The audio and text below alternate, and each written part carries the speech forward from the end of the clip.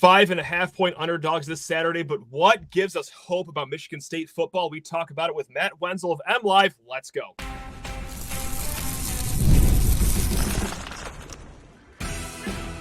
You are Locked On Spartans, your daily podcast on the Michigan State Spartans, part of the Locked On Podcast Network, your team every day.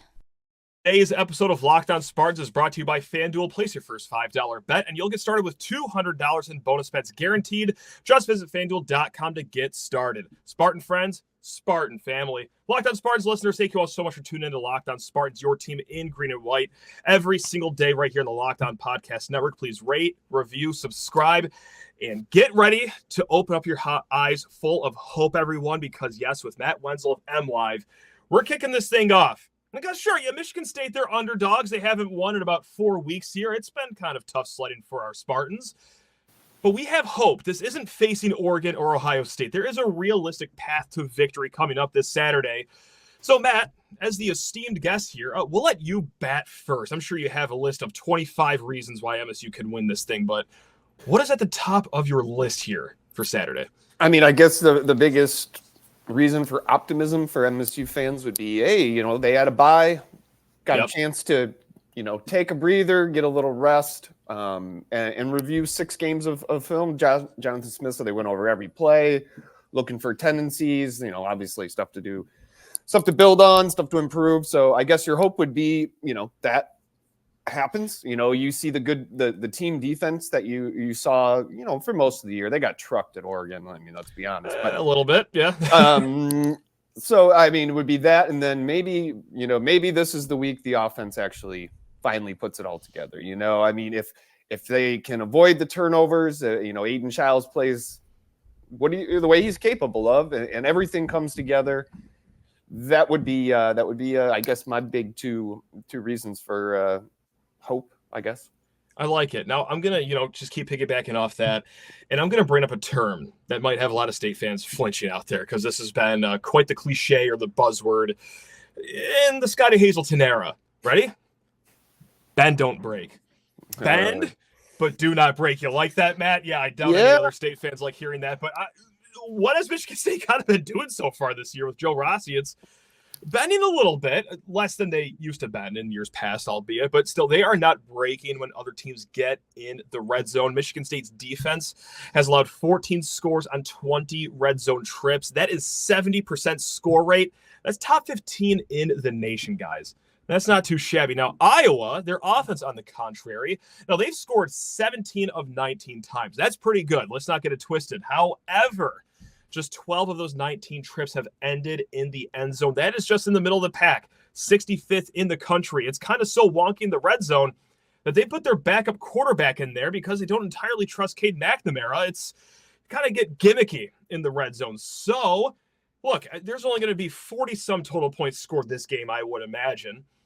Make those into field goals, not touchdowns. Of course, easier said than done, but with Michigan State's track record on defense up to this point, even against the big dogs like Ohio State and Oregon, the red zone defense can be trusted. So I've got some reasons, but that's right there. Are you drinking that green Kool-Aid over there, Matt, or is there a little off-baseness to that one? No, I mean, I think you're definitely onto something there. I think you look at you mentioned Scotty Hazelton, the bend don't break. That only worked one season. That was 2021. That was the only season it worked. And then every other year they were broken. But no, I think you've seen a lot of creativity from Joe Rossi. Obviously, he knows the Big Ten. He knows what it takes to win. So I think they've played. Especially early is. Like I said, team defense, a lot of guys went under the ball, a lot of good tackling. They got a little loose in Oregon, but yeah, yes. I mean, you look at the Ohio State game, getting that stop. Oregon, with Malik Spencer with the crazy pick in the end zone, and then Chuck. I mean, you see some good stuff. I mean, that's facing one of the best quarterbacks in the nation right there. So you like what you see down there. But I mean, even if you hold Iowa to more field goals, you still got to put up the points. And that's been the big problem for Michigan State is just, if you, I mean, not to rehash with the obvious, but, Ohio State, you're 1 for 4 in the red zone in the first half. That ain't going to do it. That loses you the game. completely different game. They should have been winning at halftime. And then Oregon, if you can punch that one in early, who knows? I mean, you're probably not going to win that game, but it just, a little bit different feel than not getting on the scoreboard till late in the game. So again, I thought the offense would be a little bit more potent this season. I wasn't high on. I didn't think the run game was going to be, bonkers like Army or anything like that. But I thought it would come together a little bit more. But I mean, you just see the potential. They just can't get out of their own way.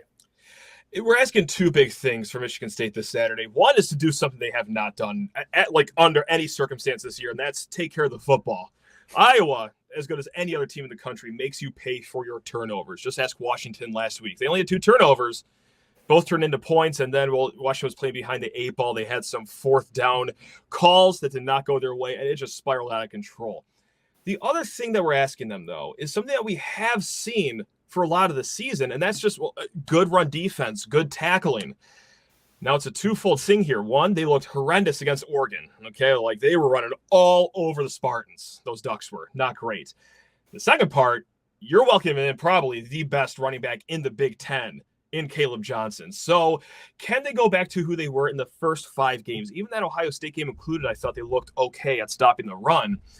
What's your confidence level that they can get to stopping this Iowa rush attack, who both blocks pretty well in the zone run, or even on the moments that they don't block well? It doesn't matter because Caleb Johnson, dare I say, might be the best running back in this conference since Kenneth Walker. That's lofty, but I think that there's something to that. How confident are you that Michigan State can get back to being a good run-stopping team? I mean, I'm more confident that if you had to pick one or the other, their ability to stop the run on Saturday or to run the ball, I mean, I think it's pretty clear which side I would go with. No doubt. I think they're capable. I haven't watched a ton of Iowa film yet this year. They're Iowa. Obviously, good back, good, big physical type of, it's a Kurt Ferenc team. But right. I mean, it's possible. What you saw at Oregon was did not inspire a ton of confidence, but I think they could. You're not facing the best group of receivers maybe in the country, which Ohio State has, and you have to give up certain things when you're doing that. And then Oregon, they're kind of a similar way they like to attack. At least that was the thought, and then they realized they could just run right through them. So. I mean, I don't expect Michigan State to hold under 100 yards, but I would say that, I'm curious to see what 2 weeks of prep Joe Rossi can turn into, how that game plan looks on Saturday. And I mean, he was in the West for 7 years? Exactly. He knows damn well what he's getting into at Iowa. So, I mean, I think there's a chance, but I wouldn't expect this would be a bend but don't break type of situation in the run D. It certainly will be. And one other thing I just want to add too with the run defense, I watched the Oregon game because I'm a sick person. A lot of 6-man boxes, completely understandable. Oregon, they have a great pass attack too that you gotta be a little weary of. Not so much Iowa. Not to call Cade McNamara that whole passing game just bums and trash and frauds, but it certainly is not going to be what Oregon is. Okay, so you can add a 7th man to the box. Let's get nuts. You might even be a little saucy and add an 8th man. Joe Rossi's not a stranger to giving different defensive looks depending on the matchup and who he's going up against. So that's one other reason that can feel a little optimistic. Matt, really quick before we cut to a break here. Let's say Michigan State and Iowa, they play 10 times, all in Spartan Stadium. How many of these games is Michigan State winning, in your opinion? I don't know, maybe 5. I'll take that. Maybe 5, maybe 4. I don't know. This isn't. Yeah, again, this is. A race to 20 points. Right. Let's be honest. Like, they should have won at Iowa last year in the middle of a complete show of a program get the plug pulled on the NIL deal on their way to out there, and not great. And and it came down to, everybody remembers what it was, but so they were capable of winning that game, flip it and put it at Michigan State. Yeah, I mean, they have a fighting chance. That's the other thing I had written down too for reasons for hope. Special teams.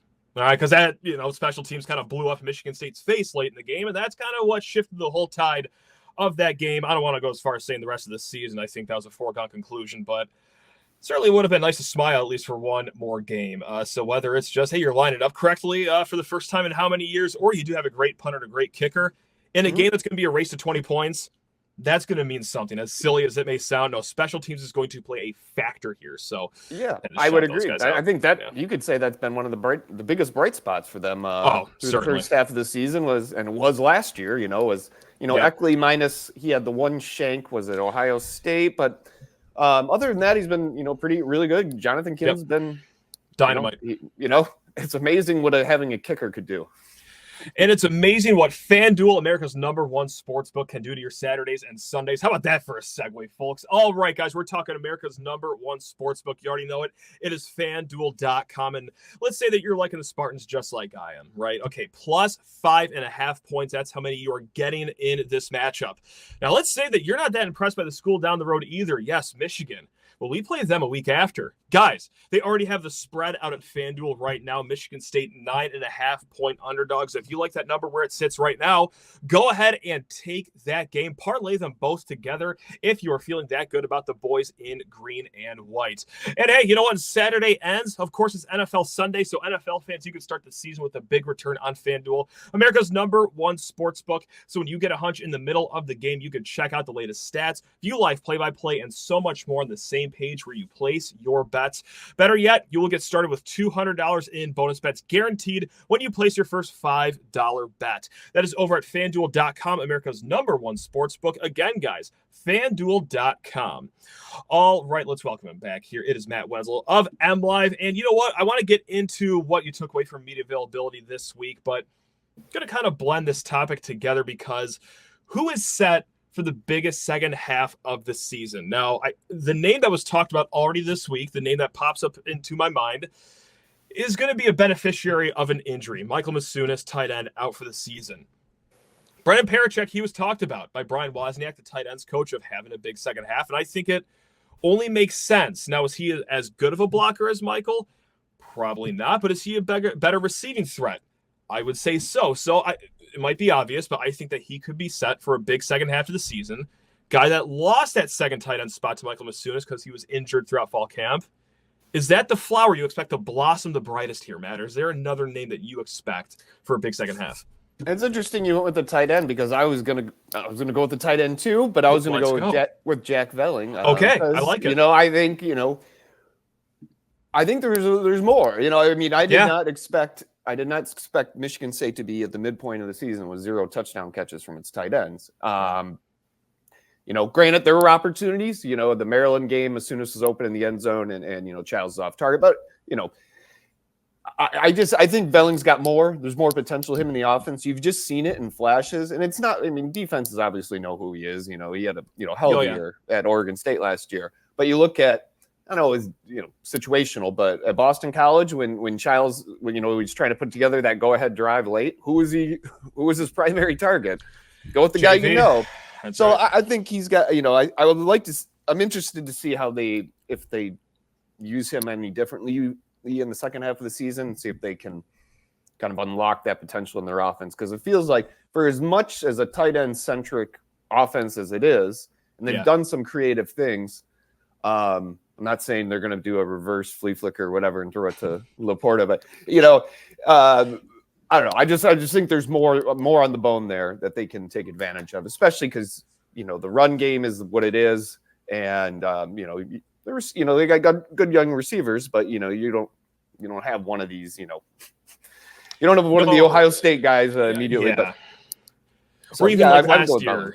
Even last year at Oregon State, Silas Bolden, how much hay did he make just being that speedy slot receiver? Michigan State lost that guy, Alante Brown. I'm not saying he was going to put up Silas Bolden numbers and everything was going to be okay for Michigan State this year, but you lost him about 6 minutes into your season. So I do wonder if it's like an Isaiah Johnson, a guy that has shown some speed that could blossom in the second half of the year, but tight end is a good spot, and I certainly don't think that – I've literally lost count of how many red zone turnovers there are. It's either 6 or 7, but – when you lose the ball in the red zone, well, that really limits the opportunities you have to throw the ball to your red zone targets, like a Jack Velling or guys like that. So I do expect the better half of the next season or next portion of the season for tight ends. But just like that, I also, man, I need you to break check me here. And this might sound ridiculous coming out of my mouth, but even just more specifically for this game coming up, dare I say Cal Haladay has a bounce-back game against Iowa? Now, I say that not just blindly. You do get Jordan Hall back. I think that there will be another linebacker in the box. And also, Cal Haladay, he had his highest graded game against Iowa last year, according to Pro Football Focus, and also just the eyeballs. He was finishing tackles last year. Just with how one-dimensional Iowa is, this is more of a game that suits Cal Haladay's eye. Am I just stupid for thinking that just after what we've seen from Cal the last few No, games? I mean, okay, thanks. I appreciate that. I mean, what do you think? What we've seen Cal for 4+ years, 15 years, yeah. Right. Yeah, there was it Mike Loxley when he was before they played Maryland. They were asked about Michigan State, and he's like, "Yeah, it's 27 in white. I can't believe that guy's still there." No, it's unbelievable. It truly is. Yeah. But no, I think this is a game that is more his style. It's Nakai Martinez called it a bloodbath, is what he was expecting. As far as just the way Iowa lines up offensively and what Michigan State will have to do. So yeah, Cal Haladay is not the guy you want covering in space. I mean, that's not his strong suit. Although, I mean, what is he?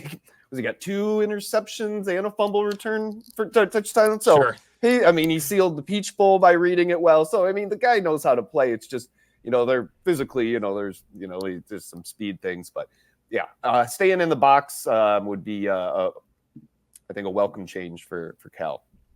Moving downhill. I think so too. Just meeting people in the A gap, just like a good old fashioned farmer no gloves football. Which is just the brand that we're going to get Saturday. Wait, he doesn't wear gloves? I've never heard that.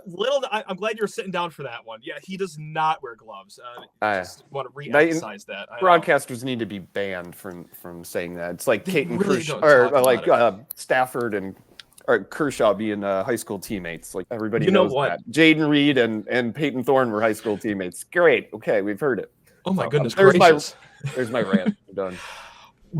Not to jinx anything because the interview hasn't happened yet, but we might be talking with the gentleman that's calling this game on NBC on the next episode. Again, this is all up in the air right now. Should I egg him on to bring up the no gloves thing as early in the broadcast, or see if I can talk him out of bringing the no gloves thing up? What should I do if hypothetically we have Noah Eagle on the show here in the near future? I would say I would encourage you. Do what you want, but I would say encourage him to kind of be a smart ass about it. Okay. That would be my preference. So I'm gonna see if I could. Okay, I learned on Locked On Spartans that Cal Haladay wears no gloves. I think that's how we're gonna shoehorn that in there with a little bit of publicity. So good luck. Right, I got my angle of attack again. I hope I didn't just jinx this interview and it not happening, but he is lined up for tomorrow. We'll see. Very busy man. It's understandable if everything falls apart, but that's okay. I like that. Really quick, anything that you got out of media availability this week? The biggest thing I got is that Aiden Chiles spent some time down in Mississippi with his girlfriend, and holy smokes, he's got to be Diamond Platinum Delta status at this point. From California to East Lansing down to Mississippi. He's a well-traveled man. My goodness. Yeah, I mean, from availability, there's a lot of standard stuff, talking about instant reset, and Aiden said, he views the second half as like a new season because, he had expectations for himself in the first half and he didn't live up to them. So there you go. But let's see, what's some quirky stuff? Nakai Martinez I think this is the second time we've talked to him since joining the team. He carries around a gallon of water. Okay. Big jug guy. Okay. Big gallon guy. Let's see. Langy is he said this is about as he likes his first Midwest fall, but this is about the limit of cold. Oh, I've got bad news for him. That's not good. I feel like I'm listing off things like Miss Lippy's car is blue, but it's just a lot of the usual coach and player speak. So I mean it wasn't there was nothing groundbreaking coming out of it. Asked about night games, nobody's complaining, that kind of thing. We might get to that here in a little bit, but you know what? First, need to talk to people's ears off about new friend of the program. We are talking about Hims, folks.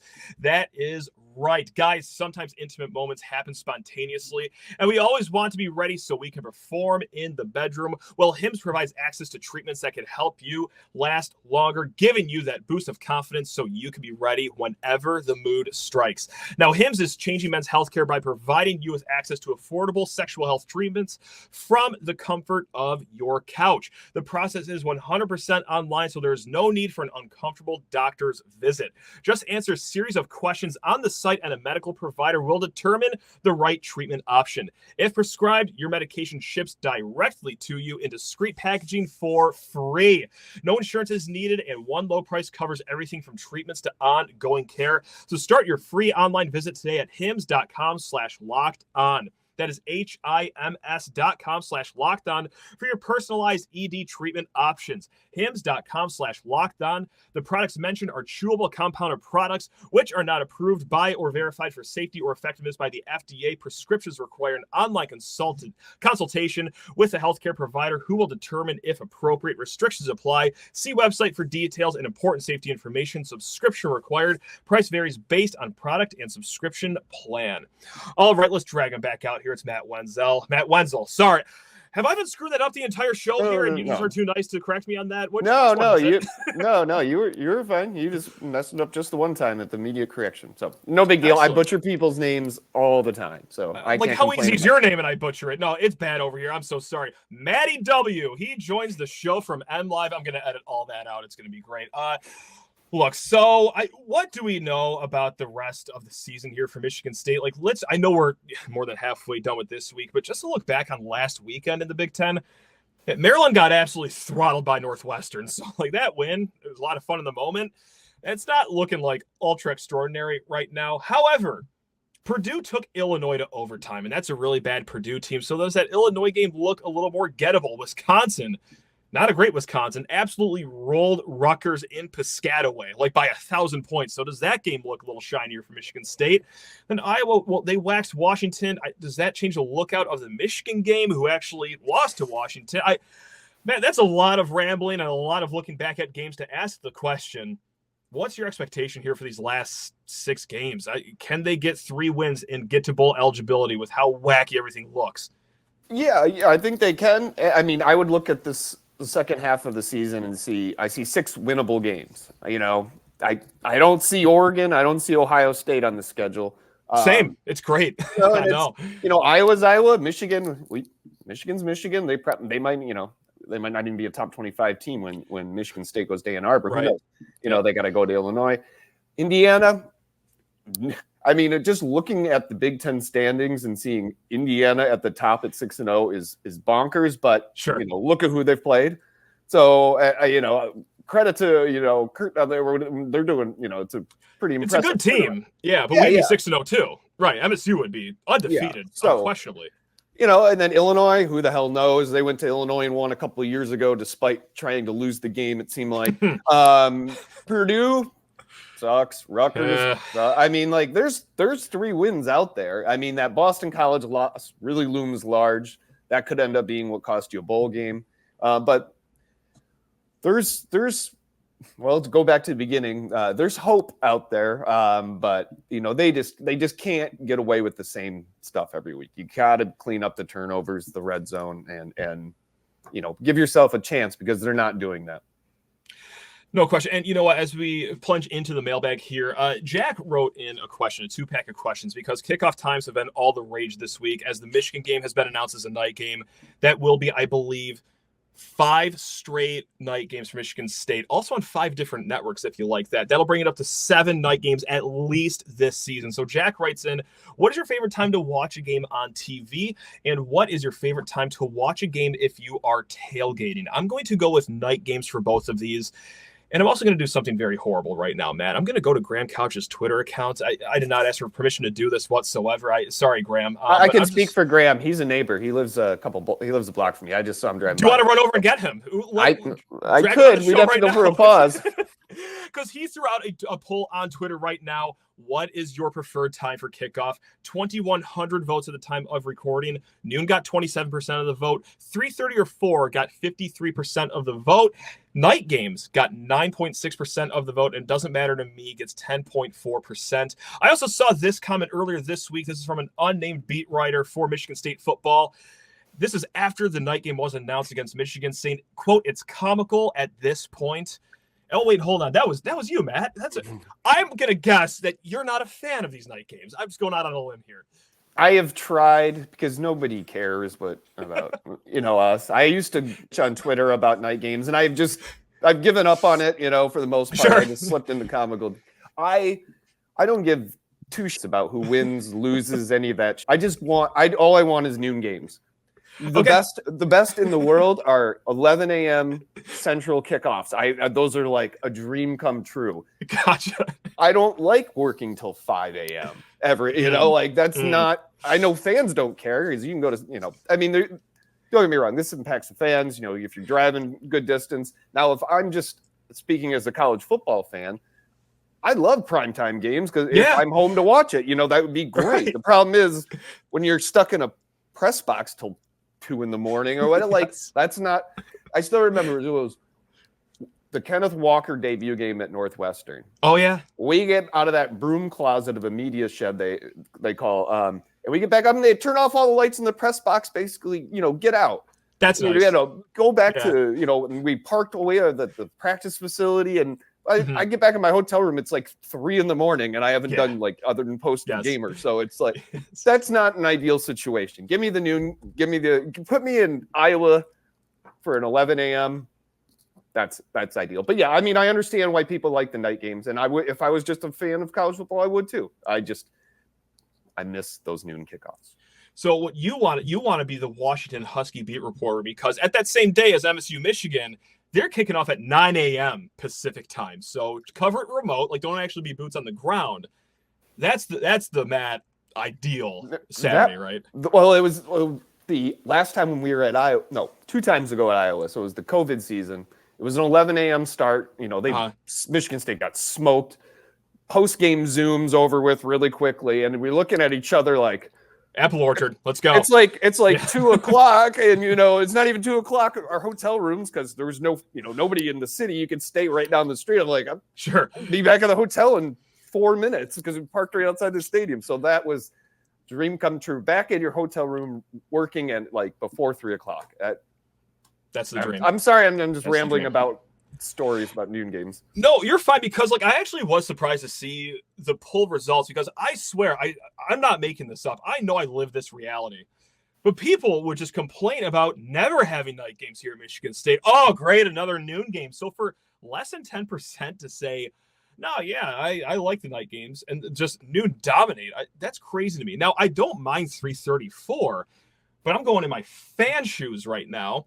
If you're going there to tailgate, and then after, you're starting late morning, early afternoon, okay, your whole morning's toast. You get home, it's 9, 10 o'clock. Your whole day is chewed up by a 3:30 game. Whereas, okay, for a night game, you could get stuff done in the morning, early afternoon before you tailgate. And for the noon games, well, of course, got your whole night ahead of you. So I, for one, don't mind the night games. I understand why people don't, but I was just surprised to see that little people actually care for night games these days. We've lost an edge.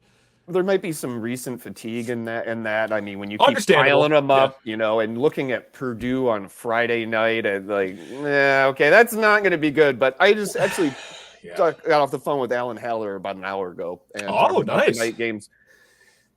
You're going to have to go to mlive.com to read the full context of his, to read all of his comments. But basically, his belief is, or his opinion is, these night games are cool. They sprinkle a couple in, good exposure and all that. But this season it's a lot. This is basically too much, But with the caveat, Michigan State Alan asked for that Friday opener, the opener to get moved to a Friday night, because that's no issue with that. No one can have an issue with that. The game at BC was an ACC basically. So Michigan State is the gist of it is they're basically at the limit of what they call what's the buzzword they used?